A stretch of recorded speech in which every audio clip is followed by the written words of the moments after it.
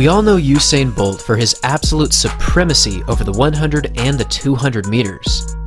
For close to 10 straight years, he was far and away the most untouchable athlete in track and field, and honestly, he just might have been the most dominant athlete in the world.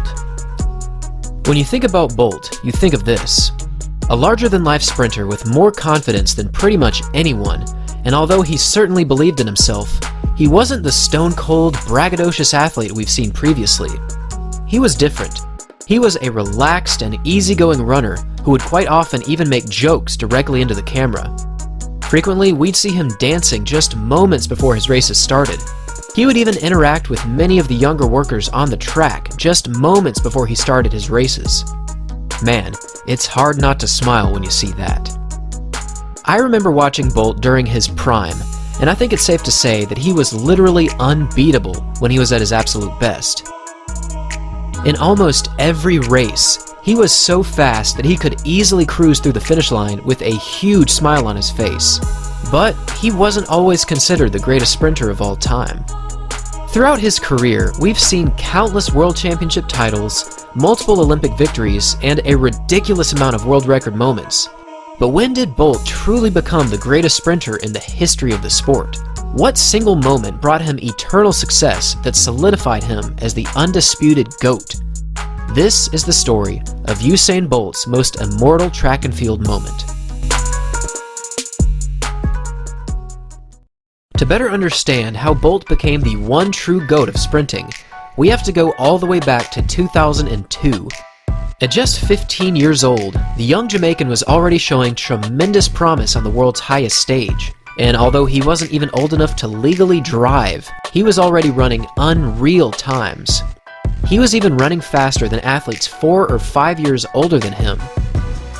In the 2002 World Junior Championships, he experienced his first international win. In the 200-meter final, Bolt placed first with a time of 20.61 seconds. This victory made him the youngest World Junior gold medalist ever, and although he stated that he had never been more nervous before a race, he came through in the clutch, and this single moment would forever shape the remainder of his track and field career. At 6'5", Bolt was already a towering and dominant athlete, but even he had no idea that he would one day become one of the most decorated athletes in track and field history. Now, you might be thinking, Bolt became the GOAT back in 2009, where he broke the 100 and the 200 meter world records. These performances were absolutely earth-shattering, but this did not make him the GOAT. You also might be thinking about the 2008 Olympic Games, when Bolt exploded onto the world scene by winning the 100 meter dash in world record time. In the same Olympics, Bolt also broke the 200 meter world record with an amazing time of 19.30 seconds. Again, this was truly an Olympic moment to remember, but this was not his GOAT moment. Over the course of his career, we've seen this man do things that have completely shattered all sprinting expectations. But if you're wanting to watch the race that made Usain Bolt the one true GOAT, we need to go back to 2015. Coming into this season, Bolt was still recovering from an unfortunate injury that he sustained in March of 2014. After this injury, Bolt missed a full 9 weeks of training, leaving him completely out of shape and struggling for the remainder of his 2014 campaign. Unlike the previous years of endless racing domination, he only ran 5 races before the World Championships in 2015, and his performances, well, they were not good. In fact, going into the championships, Bolt's season only put him as the 20th fastest sprinter in the world for that year. This was unheard of. This clearly was not the same Usain Bolt that the world had known previously. This was someone different. This was clearly a struggling athlete, and many people had doubts about his ability to bring home the gold medal once again. And while there were many great athletes in 2015, one athlete in particular was aiming to bring down the great Jamaican sprinter, and that athlete was Justin Gatlin from the United States. Now, Gatlin himself was no stranger to the spotlight. In 2004, he won the Olympic gold medal in the 100 meters, and during the same Olympics, he also won the bronze medal in the 200. The following year in 2005, he won both the 100 and the 200 meters in the World Championships, running 9.88 for the 100 and a 20.04 for the 200. But then 2006 happened. This was the year where Gatlin tested positive for testosterone, and although he denied knowledge of any illegal drug use, he was officially banned from competition for 4 years. During this 4-year stretch, Gatlin saw Bolt destroying both the 100 and the 200 meters. During this time, Bolt set a total of 5 world records, 3 of which still stand today. After returning to the track in 2010, Gatlin began improving little by little every year. In 2012, Gatlin regained his Olympic form with a 3rd-place finish in the 100-meter final. For this performance, Gatlin ran a solid time of 9.79 seconds. Moving into 2014, he continued showing great promise as he won both the 100 and the 200 meters during that year's Diamond League Finals.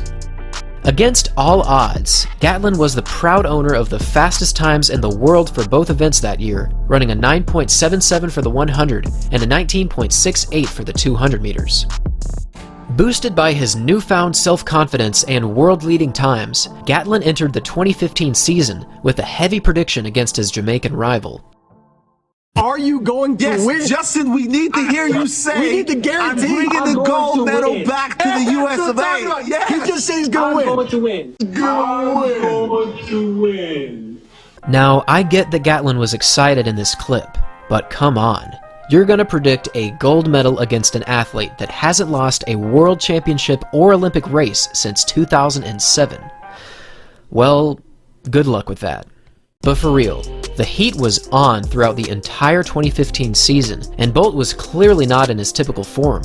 Generally, Bolt could walk a 100-meter dash in well under 10 seconds, but this year, breaking the 10-second barrier was a huge obstacle, and as the season progressed and Bolt continued to struggle, many saw this season as the potential end to Bolt's reign as the greatest sprinter in the world.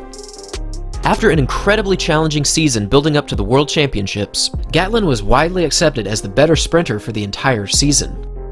In comparison to Bolt's seasonal bests, Gatlin had run a 9.74 second 100 meters, and he had also run a 19.57 for the 200. To put it simply, Gatlin was simply running better than Bolt, and as the day finally arrived where Bolt faced off against Gatlin, the entire track and field world was holding its breath. For the previous 7 years, Bolt was literally invincible during championship races. No matter how hard anyone else tried, Bolt always found a way to win. But this was a rare moment for Bolt. It truly seemed as though he was in trouble, and many thought that Gatlin was finally going to take down the Jamaican sprinter. But here's the thing about Bolt. He is the GOAT. He's the one athlete that will always show up when it matters most.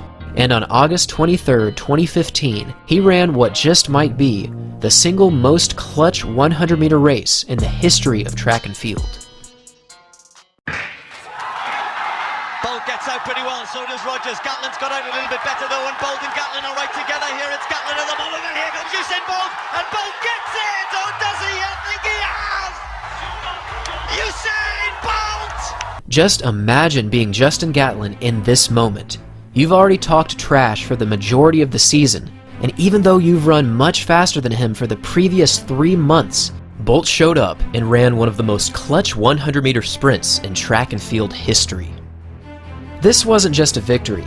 This was a struggling athlete who had just defeated the absolute best sprinters in the entire world. With a finishing time of 9.79 seconds, Bolt showed the world that he was the man once again.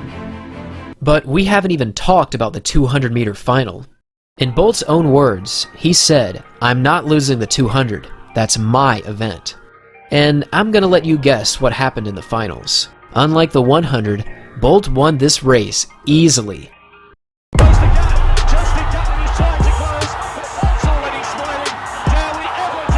With a finishing time of 19.55 seconds, Bolt had just run the 10th fastest time in history, despite a very subpar season beforehand. In an interview with Gatlin after the 200-meter final, he said that everyone has a responsibility, and my responsibility was to make that dude run fast. There are literally hundreds of races to choose from when discussing Bolt's greatest moments. But no other race during his career had an impact like this one. This race was a confirmation. It now proved a fact, not just an opinion. Usain Bolt is unquestionably the greatest sprinter of all time.